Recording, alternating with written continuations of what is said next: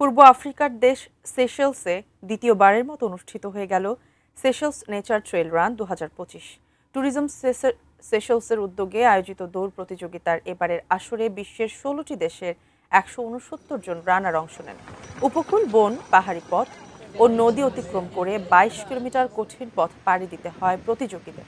সব বাধা পার করে এবারের আসরে বিজয়ী হন পাকিস্তানের রানার ওয়াকার আহমেদ নাসির। রান শেষে বিজয়ীদের হাতে তুলে দেওয়া হয় সম্মাননা। পরে মনোজ্ঞ সাংস্কৃতিক পরিবেশনা উপভোগ করেন অংশগ্রহণকারীরা।